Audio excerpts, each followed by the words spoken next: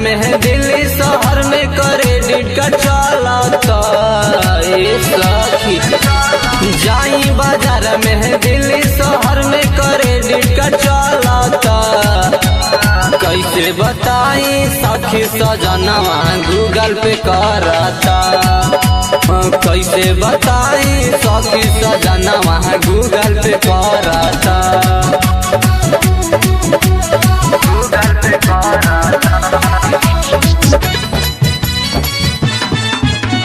Google Pay करता। जहिया से आइल डिजिटल जवाना कवनो न कवनो सैया करे ले बहाना।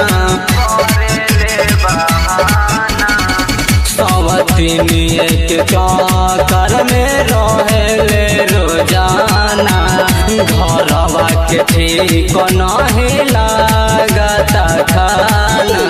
ढोरी के नीचे नाभि के ऊपर सकीनर लगावत। ढोरी के नीचे नाभि के ऊपर सकीनर लगावत। कैसे बताई सखी सजनवा गूगल पे करता। कैसे बताई सखी सजनवा गूगल पे करता। गूगल पे करता। माँ Vaishno recording studio Delhi. Google Pay करता।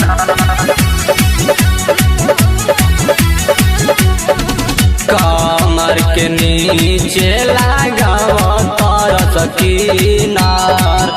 कैसे बताई सखी सैया सपीनार। लिखले बराई कराया नील बाबू सुनील हो। गावत आवाज सप्रेमी अनिल हो। लहंगा के ऊपर चोली के नीचे स्किन करत।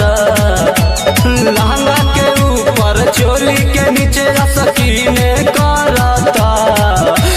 कैसे बताई सखी सजनवा गूगल पे करता। कैसे बताई सखी सजनवा गूगल पे करता।